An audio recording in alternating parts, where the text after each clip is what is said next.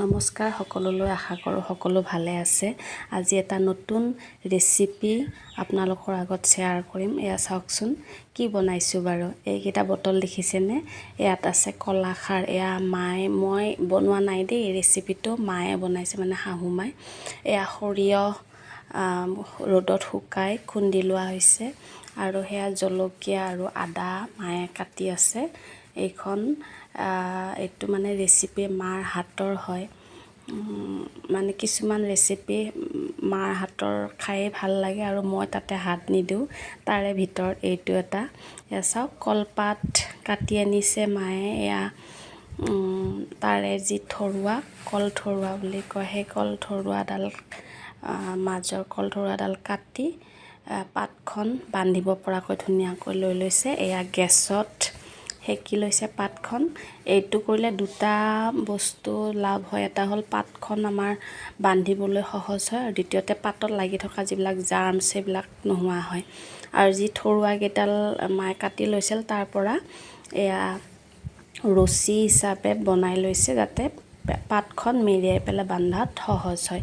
গোটেইখিনি মাৰ আইডিয়া, আৰু মই বাৰু হেল্প কৰি দিছোঁ। সৰিয়হ ধুই ৰ'দত শুকুৱাই দিছোঁ, কিন্তু এইখিনি বস্তু মায়ে কৰিলে মানে খাই ভাল লাগে, সেইটো কাৰণে মই হাত দিয়া নাই আৰু এতিয়ালৈ। এয়া নিমখ প্ৰয়োজন অনুসৰি সানি ল'লে সৰিয়হখিনিত।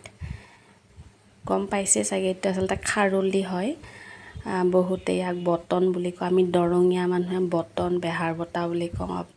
আপাৰৰ ফালে হয়তো এইটো খাৰলি বুলি কয়, আৰু একদম লোৱাৰৰ ফালে বৰপেটা, নলবাৰীৰ ফালে কি বুলি কয় এইটো মই নাজানো। আপোনালোকে চালে, যদি সিফালৰ মানুহে চাইছে, তেতিয়াহ'লে কমেণ্ট কৰিব কি বুলি কয়, তেতিয়াহ'লে জানিব পাৰিম। এয়া চাওক, বটলৰ পৰা খাৰ ঢালি ধুনীয়াকৈ সানি ল'ব। এতিয়া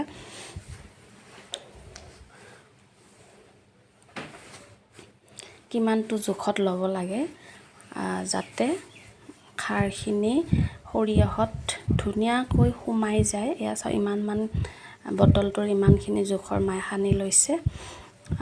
ইমানখিনি টেপটেপীয়া হ'ব লাগে, যাতে ভিতৰত গোটেইখিনি ধুনীয়াকৈ সোমাই যায়, খাৰটো সোমাই যায়। ইমানখিনি লোৱাৰ পিছতো মায়ে অকণমান শুকান পাইছে, আৰু অলপ দি লৈছে।